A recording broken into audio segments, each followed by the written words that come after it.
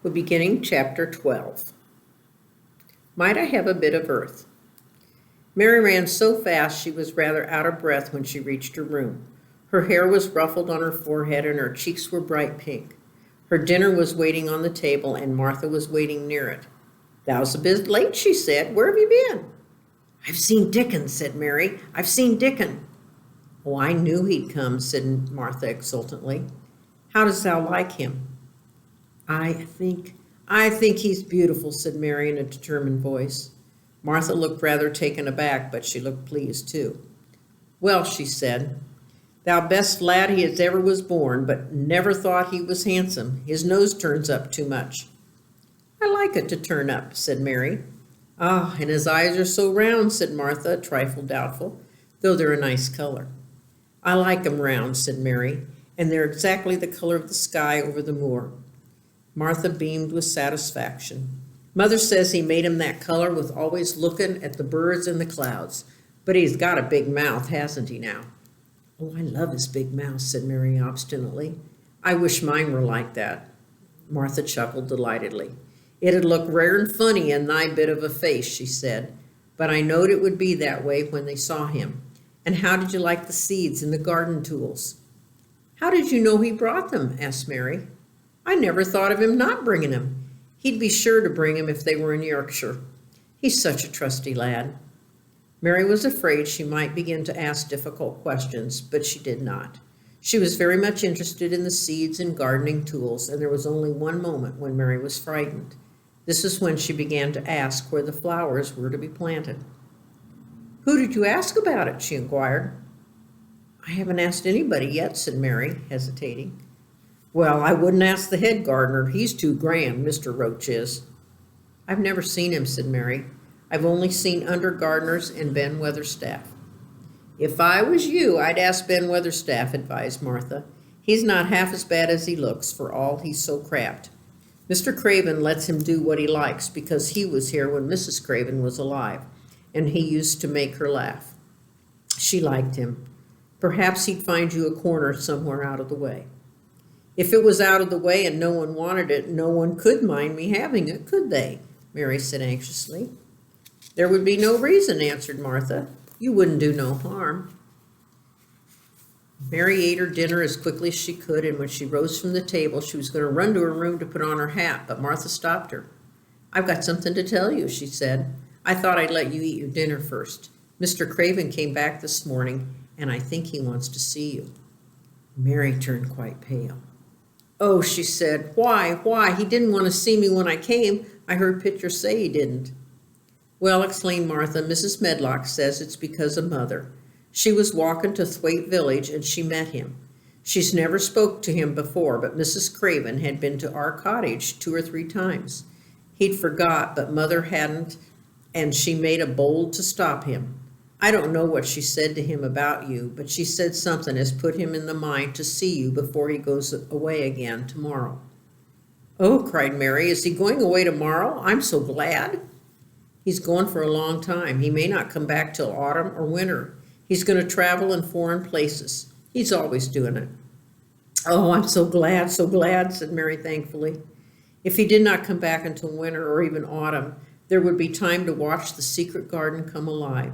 Even if he found out then and took it away from her, she would have had that much at least. "When do you think he will want to see—" She did not finish the sentence because the door opened and Mrs. Medlock walked in. She had on her best black dress and cap, and her collar was fastened with a large brooch with a picture of a man's face on it. It was a colored photograph of Mr. Medlock, who had died years ago, and she always wore it when she dressed up. She looked nervous and excited. "Your hair's rough," she said quickly. "Go brush it. And Martha, help her slip on her best dress. Mr. Craven sent me to bring her to him in his study." All the pink left Mary's cheeks. Her heart began to thump, and she felt herself changing into a stiff, plain, silent child again. She did not even answer Mrs. Medlock, but turned and walked into her bedroom, followed by Martha. She said nothing about her dress was changed and her hair brushed, and after she was quite tidy, she followed Mrs. Medlock down the corridors in silence. What was there for her to say? She was obliged to go and see Mr. Craven, and he would not like her, and she would not like him, and she knew what he would think of her. She was taken to a part of the house she had not been into before. At last, Mrs. Medlock knocked at a door, and when someone said, "Come in," they entered the room together. A man was sitting in an armchair before the fire, and Mrs. Medlock spoke to him. "This is Miss Mary, sir," she said. "You can go and leave her. I will ring for you when I want you to take her away," said Mr. Craven. When she went out and closed the door, Mary could only stand waiting. A plain little thing twisted her thin hands together. She could see the man in the chair was not so much a hunchback as a man with a high, rather crooked shoulders, and he had black hair streaked with white. He turned his head over his shoulder and spoke to her. "Come here," he said. Mary went to him. He was not ugly. His face would have been handsome had it not been so miserable. He looked as if the sight of her worried and fretted him, as if he did not know what in the world to do with her. "Are you well?" he asked. "Yes," answered Mary. "Do they take good care of you?" "Yes." He rubbed his forehead fretfully as he looked her over. "You're very thin," he said. "I'm getting fatter," Mary answered in what she knew was her stiffest way. What an unhappy face he had. His black eyes seemed as if they scarcely saw her, as if they were seeing something else, and he could hardly keep his thoughts upon her. "I forgot," he said. "How could I remember you? I intended to send you a governess or a nurse or someone of the sort, but I forgot." "Oh, please," began Mary, "please," and then the lump in her throat choked her. "What do you want to say?" he inquired. I'm too big for a nurse," said Mary, "and please don't make me have a governess yet." He rubbed his forehead again and stared at her. "That's what that Sowerby woman said," he muttered absent-mindedly. Then Mary gathered a scrap of courage. Is she Martha's mother?" she stammered. "Yes, I think so," he replied. "Oh, she knows about children," said Mary. "She has 12. She knows." He seemed to rouse himself. "What do you want to do?" "I want to play outdoors," Mary answered, hoping that her voice did not tremble. "I never liked it in India. It makes me hungry here, and I'm getting fatter." He was watching her. "Mrs. Sowerby said it would do you good. Perhaps it will. She thought you had better get stronger before you had a governess." "It makes me feel strong when I play, and the wind comes over the moor," argued Mary. "Where do you play?" he asked next. "Oh, everywhere," gasped Mary. "Martha's mother sent me a skipping rope. I skip and run, and I look about to see if there are things beginning to stick up out of the earth. I don't do any harm." "Don't look so frightened," he said in a worried voice. "You could not do any harm, a child like you. You may do what you like." Mary put her hand up to her throat because she was afraid he might see the excited lump which she felt jump into it. She came a step nearer to him. "May I?" she said tremulously. Her anxious little face seemed to worry him more than ever. "Well, don't look so frightened," he exclaimed. "Of course you may. I am your guardian, though I'm a poor one for any child. I cannot give you time or attention. I am too ill and wretched and distracted. But I wish you to be happy and comfortable. I don't know anything about children, but Mrs. Medlock is to see that you have all you need. I sent for you today because Mrs. Sowerby said I ought to see you. Her daughter had talked about you. She thought you needed fresh air and freedom and running about." "Oh, she knows all about children," Mary said again, in spite of herself. "She ought to," said Mr. Craven. "I thought her rather bold to stop me on the moor, but she said Mrs. Craven had been kind to her." It seemed hard for him to speak of his dead wife's name. "She's a respectable woman. Now I have seen you, I think she said sensible things. Play outdoors as much as you like. It's a big place, and you may go where you like and amuse yourself as you like. Is there anything you want?" As a sudden thought had struck him. "Do you want toys or books or dolls?" "Might I," quavered Mary, "might I have a bit of earth?" In her eagerness, she didn't realize how queer those words would sound, and that they were not the ones she meant to say. Mr. Craven looked quite startled. "Earth?" he repeated. "What do you mean?" "To plant seeds in, to make things grow, to see them come alive," Mary faltered. He gazed at her a moment and passed his hand quickly over his eyes. "Do you care about gardens so much?" he said slowly. "I didn't know about them in India," said Mary. "I was always ill and tired, and it was too hot. I sometimes made little beds in sand and stuck flowers in them. But here it is different." Excuse me. Mr. Craven got up and began to walk slowly across the room. "A bit of earth," he said to himself, and Mary thought that somehow she must have reminded him of something. When he stopped and spoke to her, his dark eyes looked almost soft and kind. "You can have as much earth as you want," he said. "You remind me of someone else who loved the earth and things that grow." And if you're like me, you're thinking that's his wife. "When you see a bit of earth you want," said something like with a smile, "take it, child, and make it come alive." "May I take it from anywhere if it's not wanted?" "Anywhere," he answered. "Now there, you must go now. I'm tired." He touched the bell to call Mrs. Medlock. "Goodbye. I shall be away all summer." Mrs. Medlock came so quickly that Mary thought she must have been waiting in the corridor.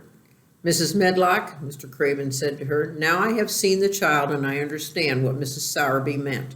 She must be less delicate before the lessons begin. Give her simple, healthy food. Let her run wild in the garden. Don't look after her too much. She needs liberty and fresh air and romping around. Mrs. Sowerby is to come and see her now and then, and she may sometimes go to the cottage." Mrs. Medlock looked pleased. She was relieved to hear that she needed to not look after Mary so much. She felt her as a tiresome charge, and indeed seen as little of her as she dared. In addition to this, she was fond of Martha's mother. "Thank you, sir," she said. "Susan Sowerby and me went to school together, and she's as sensible and good-hearted woman as you'd find in a day's walk. I never had any children myself, and she's had 12. There never was healthier or better ones. Miss Mary can get no harm from them. I always take Susan Sowerby's advice about children myself. She's what you might call healthy-minded, if you understand me." "I understand," Mr. Craven answered. "Take Miss Mary now and send Pitcher to me." When Mrs. Medlock left at the end of her own corridor, Mary flew back to her room. She found Martha waiting there. Martha had, in fact, hurried back after she removed the dinner service. "I can have my garden," cried Mary. May have it where I like. I'm not going to have a governess for a long time. Your mother's coming to see me, and I may go to your cottage. He says a little girl like me could not do any harm, and I may do what I like anywhere." "Oh," said Martha delightedly. "That was nice of him, wasn't it?"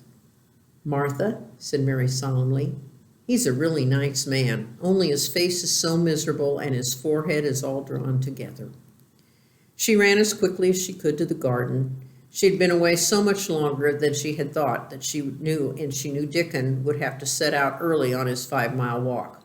When she slipped through the door under the ivy, she saw that he was not working where she had left him. The gardening tools were laid together under a tree. She ran to them, looking all around the place, but there was no Dickon to be seen. He had gone away, and the secret garden was empty, except for the robin, who had just flown across the wall and sat on a standard rose bush watching her. "He's gone," she said woefully. "Oh, was he? Was it only a wood fairy?" Something white fastened to the standard rose bush caught her eye. It was a piece of paper. In fact, on it was a piece of a letter she had printed for Martha to send to Dickon. It was fastened on the bush with a long thorn. In a minute she knew Dickon had left it there. There were some roughly printed letters on it and a sort of picture. At first she could not tell what it was. Then she saw it was meant for a nest with a bird sitting on it. Underneath were the printed letters, and they said, "I will come back." Chapter 13. I Am Colin. Mary took the picture back to the house. When she went to her supper, and she showed it to Martha. "Ah," said Martha with great pride, "I never knew our Dickon was as clever as that. That there is a picture of a missel thrush on her nest, as large as life and twice as natural." Then Mary knew Dickon had meant the picture to be a message. He meant that she might be sure he would keep her secret. Her garden was her nest, and she was like a missel thrush.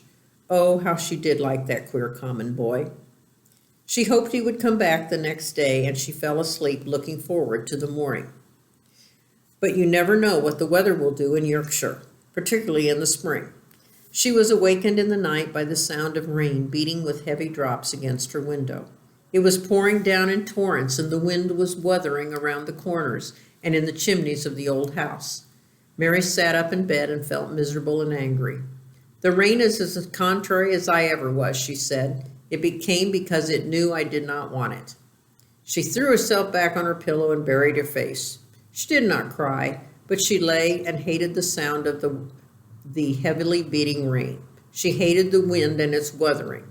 She could not go to sleep again. The mournful sound kept her awake because she felt mournful herself. If she felt happy, it would probably have lulled her to sleep. How it wuthered and how the big raindrops poured down and beat against the panel. It sounded just like a person lost on the moor, wandering on and on, crying, she said. She'd been laying awake, turning from side to side for about an hour, when suddenly something made her sit up in bed and turn her head toward the door, listening. She listened, and she listened. It isn't the wind now, she said in a loud whisper. That isn't wind, it's different. It is that crying that I heard before. The door of her room was ajar, and the sound came down the corridor, a far-off, faint sound of fretful crying. She listened for a few minutes, and each minute she became more and more sure. She felt as if she must find out what it was. It seemed even stranger than the secret garden and the buried key. Perhaps the fact that she was in a rebellious mood made her bold. She put her foot out of the bed and stood on the floor. I'm going to find out what it is, she said. Everybody's in bed, and I don't care about Mrs. Medlock. I don't care. There was a candle by her bedside, and she took it up and went softly out of the room. The corridor looked very long and dark, but she was too excited to mind that. She thought she remembered the corner she must turn to find the short corridor with the door covered with a tapestry, the one Mrs. Medlock had come through the day she lost herself. The sound had come up that passage. So she went on with her dim light, almost feeling her way, her heart beating so loud that she fancied she could hear it. The far-off faint crying went on and led her. Sometimes it stopped for a moment or so, and then it began again. Was this the right corner to turn? She stopped and thought. Yes, it was, down this passage and down to the left, and then down 2 broad steps, and then to the right again. Yes, there was the tapestry door.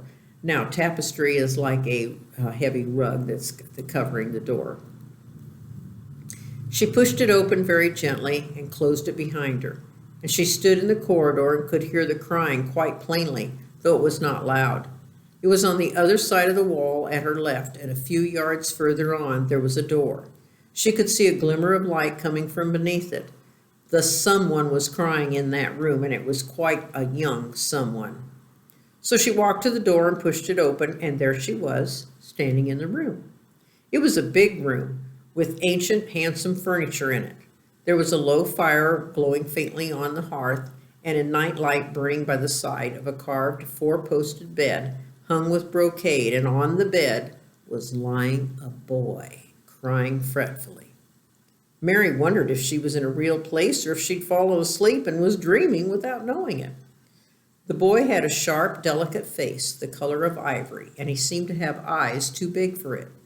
He had also a lot of hair which tumbled over his forehead in heavy locks and made his thin face seem smaller.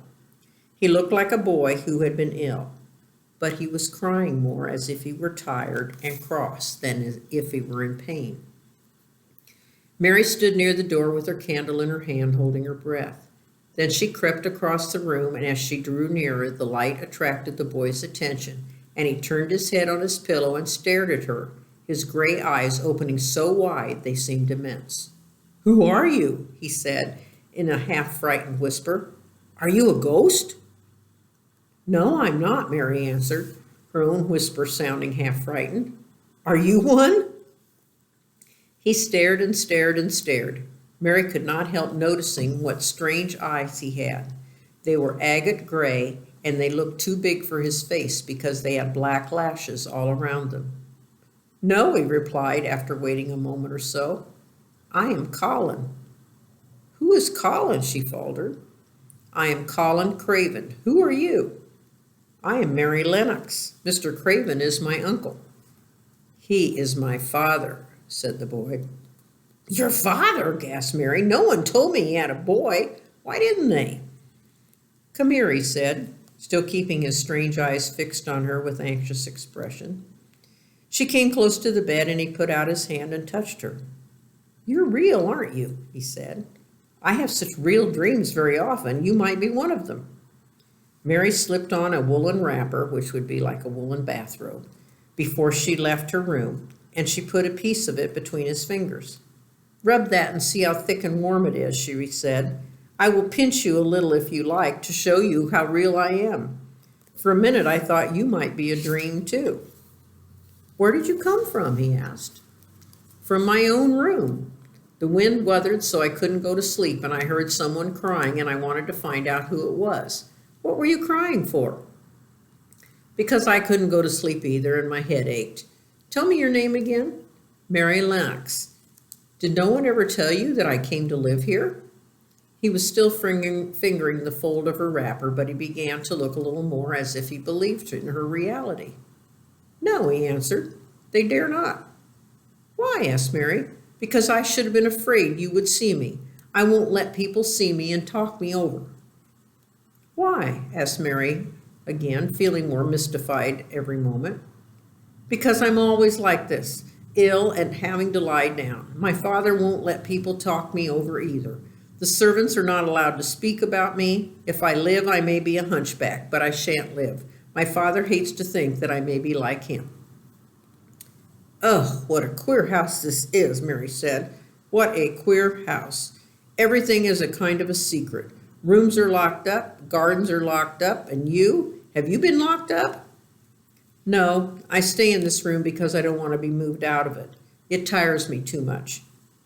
Does your father come and see you? Mary ventured. Sometimes, generally when I'm asleep. He doesn't want to see me. Why? Mary could not help asking. A sort of angry shadow passed over the boy's face. My mother died when I was born, and it makes him wretched to look at me. He thinks I don't know, but I've heard people talking. He almost hates me. He hates the garden because she died, said Mary, half speaking to herself. What garden? The boy asked. Oh, just a garden she used to like, Mary stammered. Have you been here always?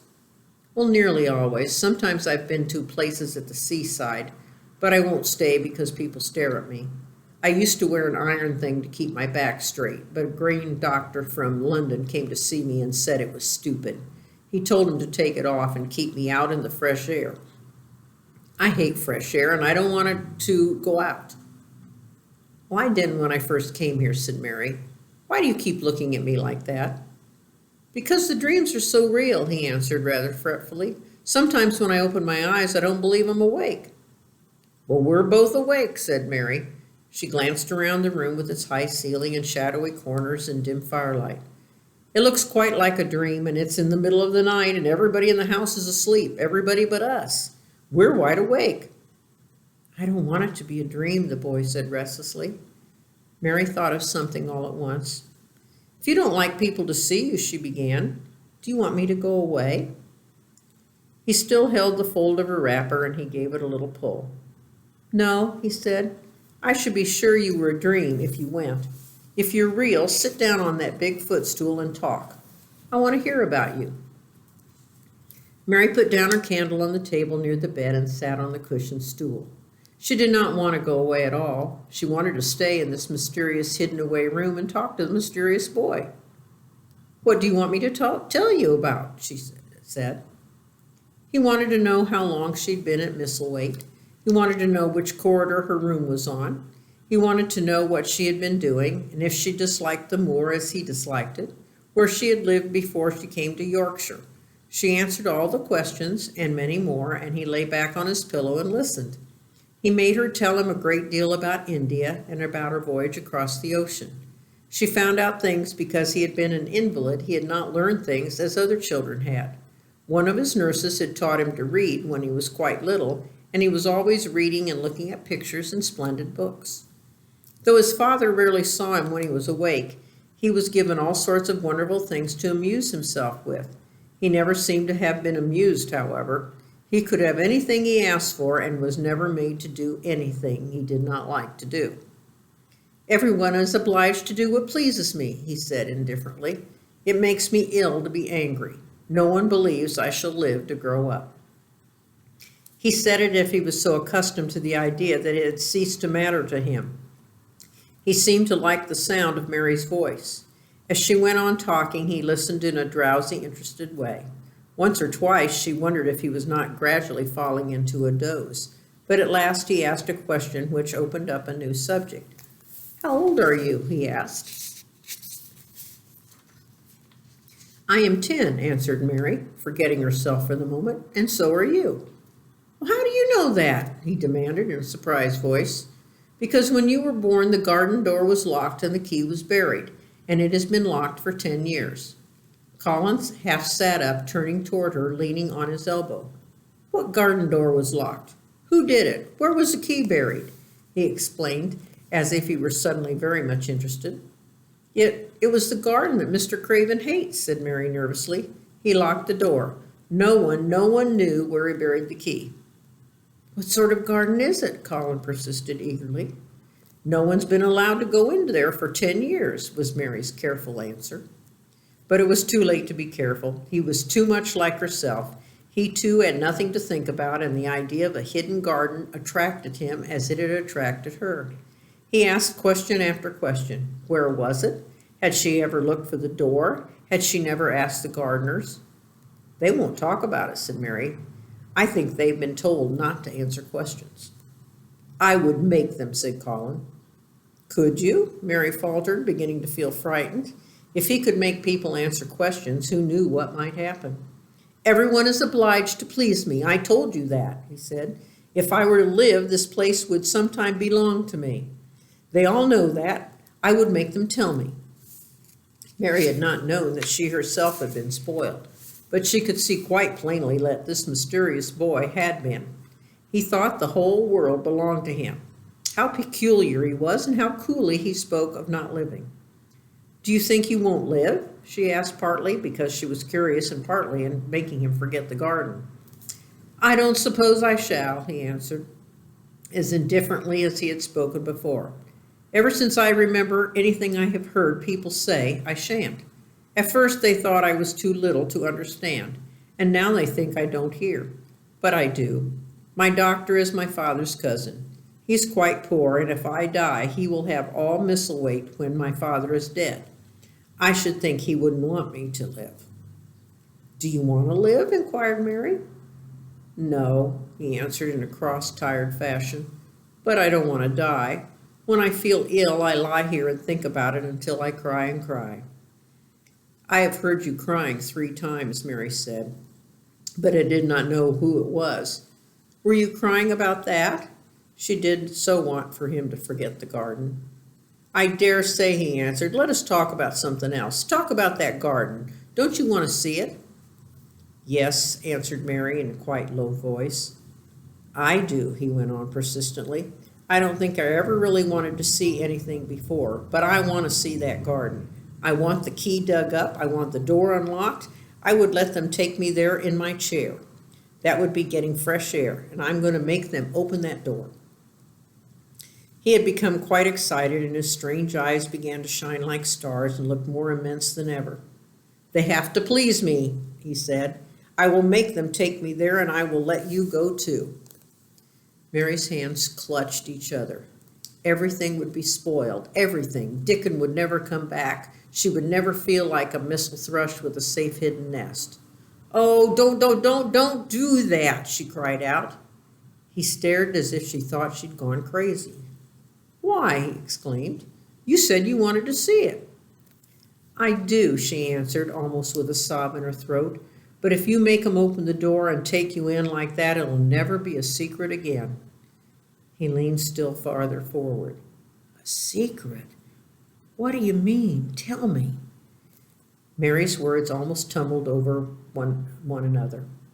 "You see," she panted, "if no one knows but ourselves that there was a door hidden somewhere under the ivy, if there was, and if we could find it, and if we could slip through it together and shut it behind us, and no one knew anyone was inside, and we called it our garden and pretended that it was missel thrushes and it was our nest, and if we played there almost every day and dug and planted seeds and made it all come alive. Is it dead? He interrupted her. It soon will be if no one cares for it, she went on. The bulbs will live, but the roses. He stopped her again, as excited as she was herself. What are bulbs? He put in quickly.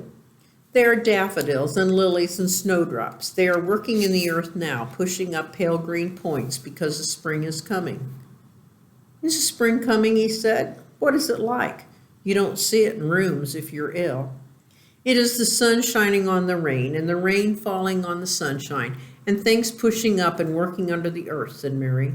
If the garden was a secret and we could get into it, we could watch the things grow bigger every day and see how roses are alive.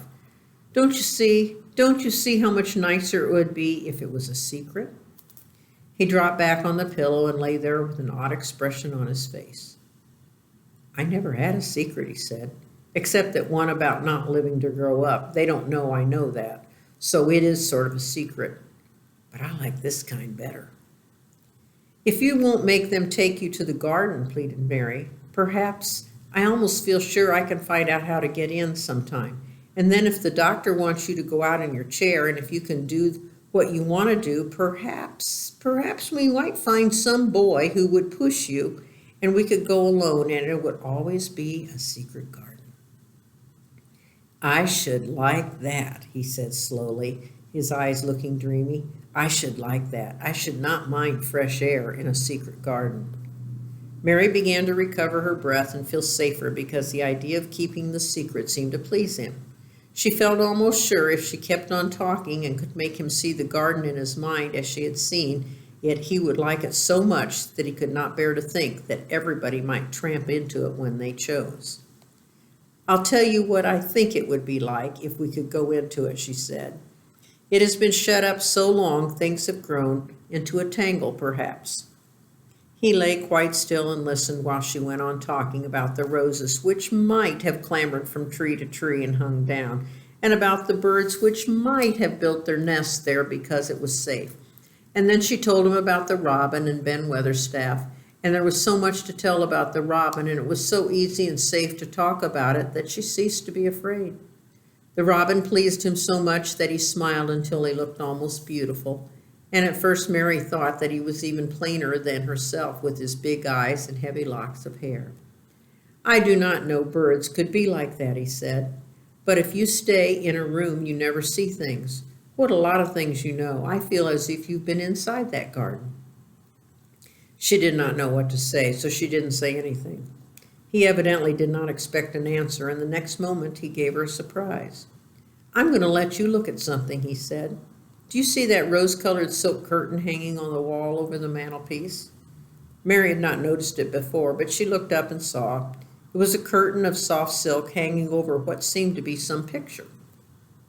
Yes, she answered. There's a cord hanging from it, said Colin. Go and pull it. Mary got up, much mystified, and found the cord.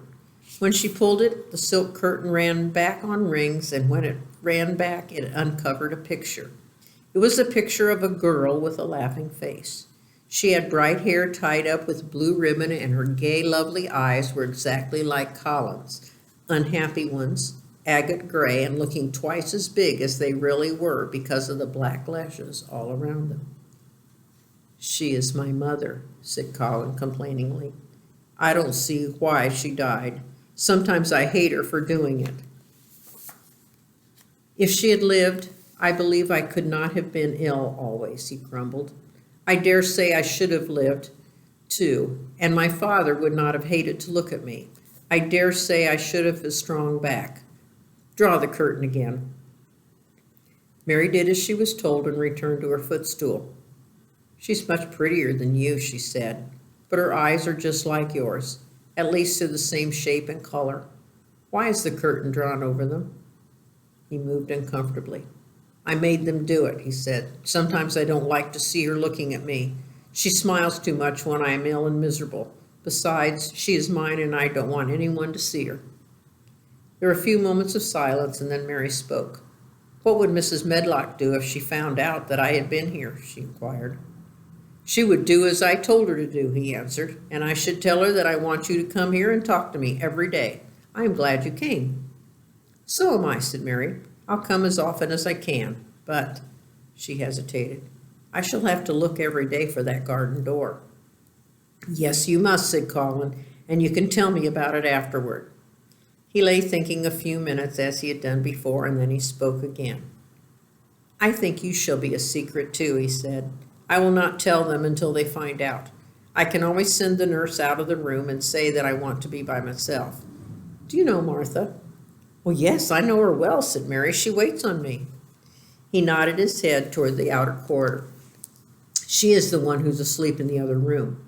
The nurse went away yesterday to stay all night with her sister, and she always makes Martha attend to me when she wants to go out.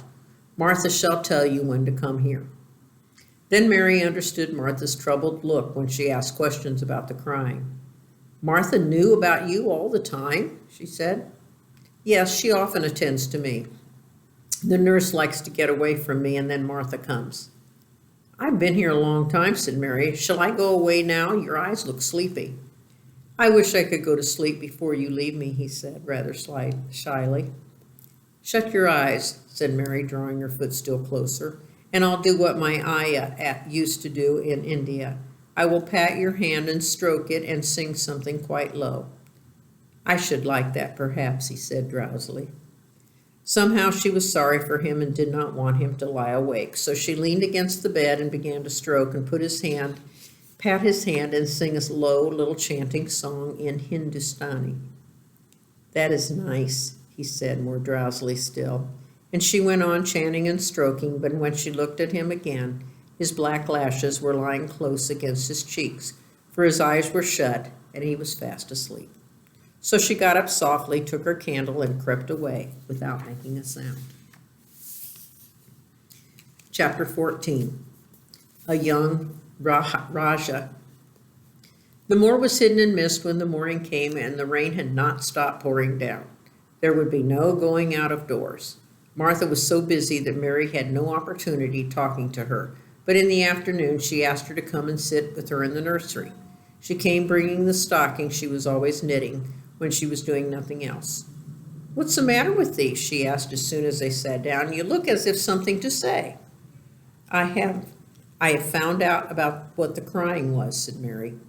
Martha let her knitting drop on her knee and gazed at her with startled eyes. Thou hasn't, she explained. Never.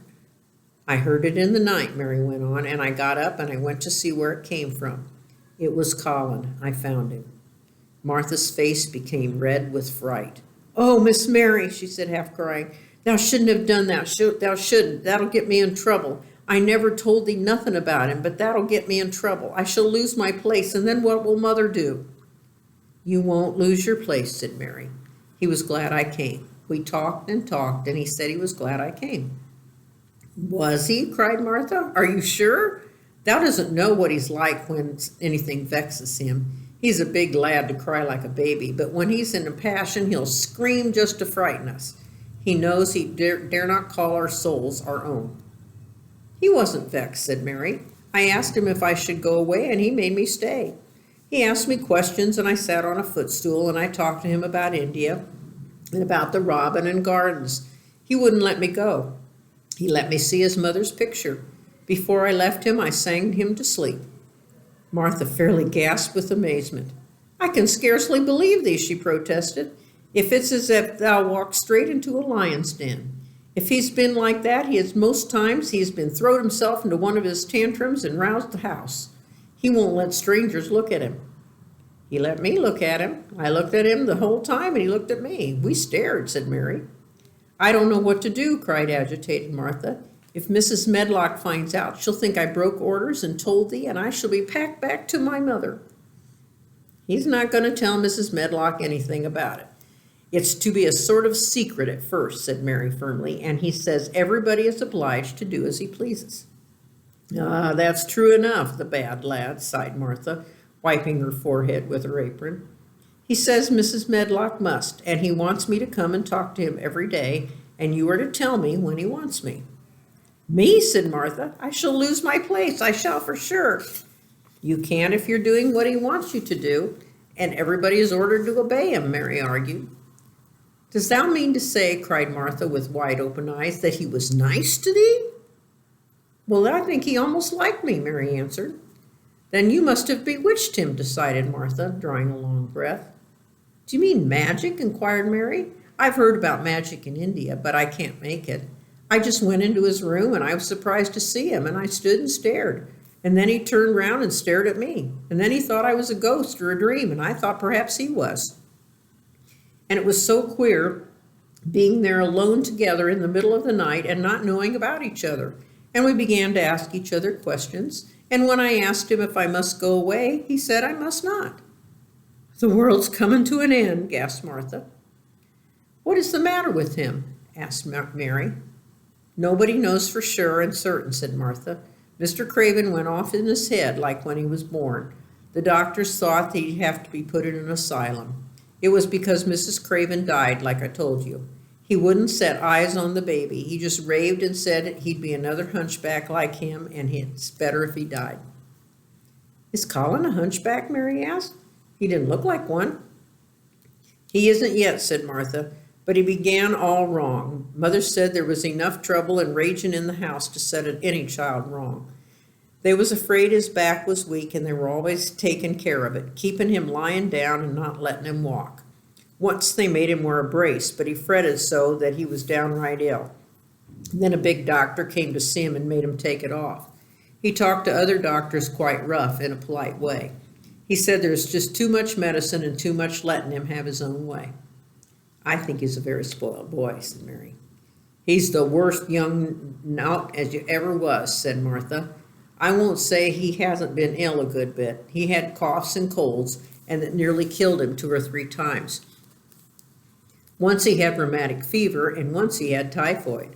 Mrs. Medlock did not get a fright then. He'd been out of his head, and she was talking to the nurse, thinking he didn't know nothing, and she said, he'll die this time, sure enough, and best thing for him and for everybody. And she looked at him, and there he was with those big eyes open, staring at her as sensible as she was herself.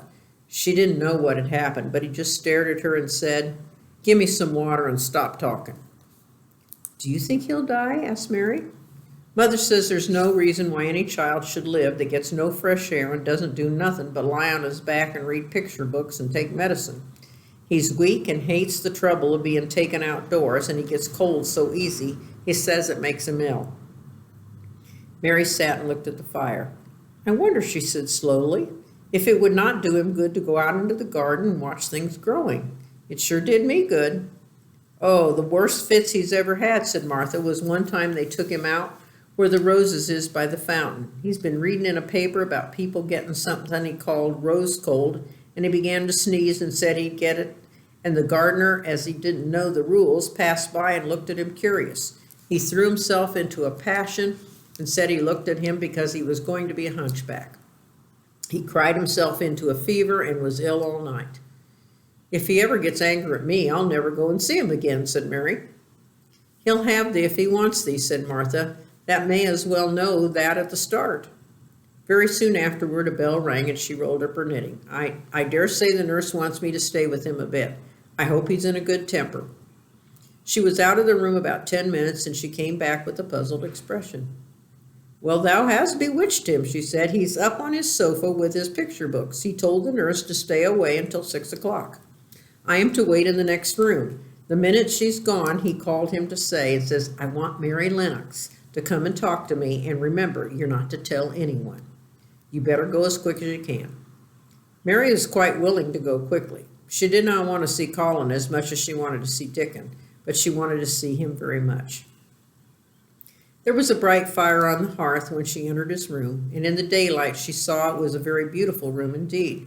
There were rich colors in the rugs and hangings and pictures and books on the walls, which made it look glowing and comfortable, even in spite of the gray sky and falling rain.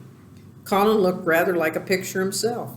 He was wrapped in a velvet dressing gown and sat against a big, broad, brocaded cushion. He had a red spot on each cheek. Come in, he said. I've been thinking about you all morning. I've been thinking about you, too, answered Mary. You don't know how frightened Martha is. She says Mrs. Medlock will think she told me about you and she'll be sent away." He frowned. "Go and tell her to come here," he said. "She is in the next room." Mary went and brought her back. Poor Martha was shaking in her shoes, and Colin was still frowning. "Have you to do what I please or have not?" he demanded. "I have to do what you please, sir," Martha faltered, turning red. "Has Medlock to do what I please?" "Everybody has, sir," said Martha. "Well, then, if I order you to bring Miss Mary to me, how can Miss Medlock send you away if she finds it out?" "Please don't let her, sir," pleaded Martha. "I'll send her away if she dares say a word about such a thing," said Master Craven grandly. "She wouldn't like that, I can tell you." "Thank you, sir," bobbing a curtsy. "I want to do my duty, sir." "What I want is your duty," said Colin more grandly still. "I'll take care of you. Now go away." When the door closed behind Martha, Colin found Mistress Mary gazing at him as if he had set her wondering. "Why do you look at me like that?" he asked her. "What are you thinking about?" "I'm thinking of two things." "What are they? Sit down and tell me." "This is the first one," said Mary, seating herself on a big stool. "Once in India I saw a boy who was a Rajah. He had rubies and emeralds and diamonds stuck all over him. He spoke to people just as you spoke to Martha. Everybody had to do everything he told them in a minute. I think they would have been killed if they didn't." "I shall make you tell me about Rajahs presently," he said, "but first tell me what the second thing was." "I was thinking," said Mary, "how different you are from Dickon." "Who's Dickon? What's a queer name?" She might as well tell him, she thought. She could talk about Dickon without mentioning the secret garden. She had liked to hear Martha talk about him. Besides, she longed to talk about him. It would seem to bring him nearer. "He is Martha's brother. He's 12 years old. He is not like anyone else in the world. He can charm foxes and squirrels and birds just as the natives in India charm snakes. He plays a soft tune on a pipe and they come and listen." There were some books on a table at his side and he dragged one suddenly toward him. "There's a picture of a snake charmer in this," he exclaimed. "Come and look at it." The book was a beautiful one with superb colored illustrations, and he turned to one of them. "Can he do that?" he asked eagerly. "He played on his pipe and they listened," Mary explained. "But he doesn't call it magic. He says it's because he lives on the moor so much and he knows their ways. He says he feels sometimes as if he was a bird or a rabbit himself. He likes them so. I think he asked the robins questions. It seemed as if they talked to each other in soft chirps." Colin lay back on his cushion and his eyes grew larger and larger and the spots on his cheeks burned. "Tell me some more about him," he said. "He knows all about eggs and nests," Mary went on. "He knows where foxes and badgers and otters live. He keeps them secret so that other boys won't find their holes and frighten them. He knows about everything that grows and lives on the moor." "Does he like the moor?" asked Colin. "How can he be when it's such a great, bare, dreary place?" "It's the most beautiful place," protested Mary. "Thousands of lovely things grow on it, and there are thousands of little creatures building nests and making holes and burrows and chippering and singing or squeaking to each other. They are so busy and having such fun under the earth or in the trees or heather. It's their world." "How do you know all that?" said Colin, turning on his elbow to look at her. "I've never been there. I have never been there once, really," said Mary, suddenly remembering. "I only drove over it in the dark. I thought it was hideous. Martha told me about it first and then Dickon. And when Dickon talks about it, you feel as if you saw things and heard them as you were standing in the heather with the sun shining and the gorse smelling like honey and all full of bees and butterflies." "You never see anything if you're ill," said Colin restlessly. He looked like a person listening to a new sound in the distance and wondering what it was. "You can't if you stay in this room," said Mary. "I couldn't go to the moor," he said with resentful tone. Mary was silent for a minute and then said something bold. "You might, sometime." He moved as if he were startled. "Go on the moor? How could I? I'm going to die." "Well, how you know?" said Mary unsympathetically. She didn't like the way he had of talking about dying. She did not feel sympathetic. She felt rather as if he almost boasted about it. "Oh, I've heard it ever since I can remember," he answered crossly. "They're always whispering about it and thinking I don't notice. They wish I would, too." Mistress Mary felt quite contrary. She pinched her lips together. "If they wished I would," she said, "I wouldn't." "Who wishes you would?" "Oh, the servants, and of course Dr. Craven, because he would get Misselwaite and be rich instead of poor. He dare not say so, but he always looks cheerful when I am worse. When I had typhoid fever, his face got quite fat. I think my father wishes it too." "I don't believe he does," said Mary quite obstinately. That made Colin turn and look at her again. "Don't you?" he said. Then he lay back on the cushion and was still, as if he were thinking. And there was quite a long silence. Perhaps they were both thinking strange things children do not usually think of.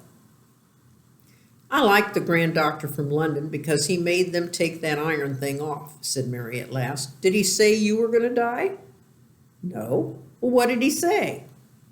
"He didn't whisper," Colin answered. "Perhaps he knew I hated whispering. I heard him say one thing quite loud. He said that lad might live if he would make up his mind to it. Put him in the humor." It sounded as if he was in a temper. "I'll tell you who would put you in the humor, perhaps," said Mary, reflecting. She felt as if she would like this thing to be settled one way or another. "I believe Dickon would. He's always talking about the live things. He never talks about dead things or things that are ill. He's always looking up in the sky to watch birds flying, or looking down at the earth to see something growing. He has such round blue eyes, and they're so wide open with looking about.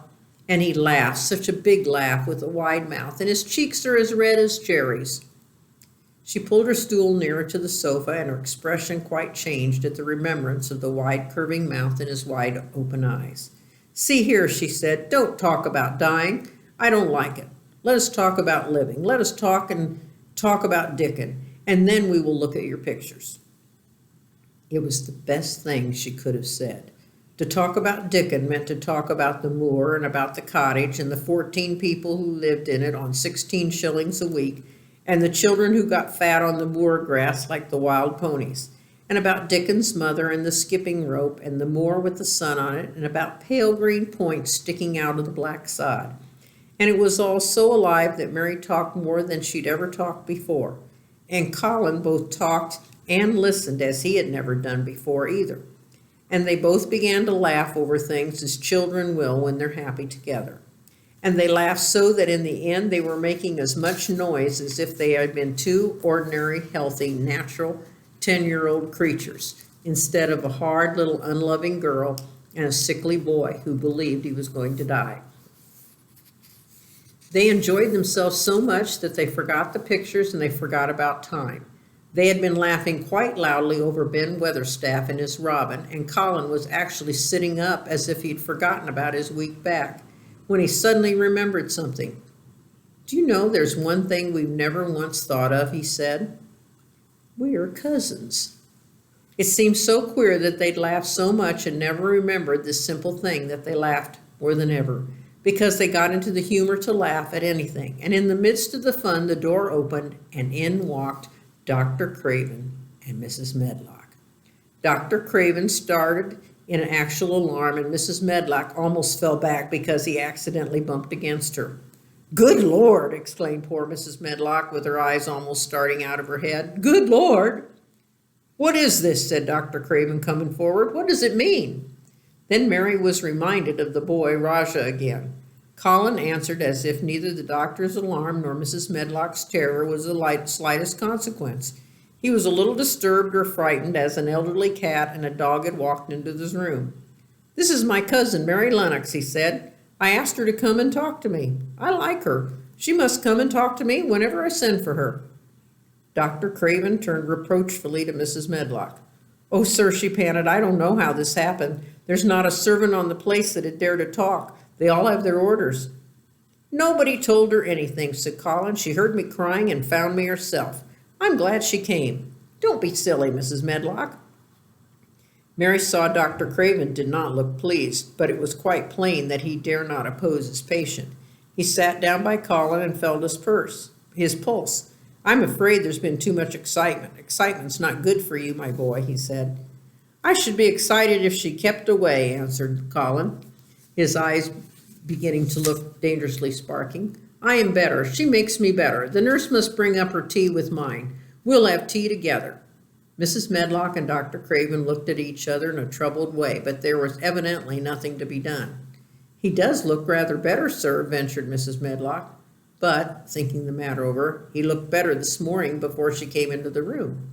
She came into the room last night. She stayed with me a long time. She sang a Hindustani song to me, and it made me go to sleep, said Colin. I was better when I wakened up, and I wanted my breakfast. I want my tea now. Tell the nurse, Medlock. Dr. Craven did not stay very long. He talked to the nurse for a few minutes when she came into the room and said a few words of warning to Colin. He must not talk too much. He must not forget that he was ill. He must not forget that he was easily tired. Mary thought there seemed to be a number of uncomfortable things he was not to forget. Colin looked fretful and kept his strange black-lashed eyes fixed on Dr. Craven's face. I want to forget it, he said at last. She makes me forget it. That is why I want her. Dr. Craven did not look happy when he left the room. He gave a puzzled glance at the little girl sitting on the large stool. She had become stiff, silent child again as soon as he entered, and he could not see what the attraction was. The boy actually did look brighter, however, and he sighed rather heavily as he went down the corridor. They're always wanting me to eat things when I don't want to, said Colin, as the nurse brought in tea and put it on the table by the sofa. Now, if you'll eat, I will. Those muffins look so nice and hot. Tell me about Raj's.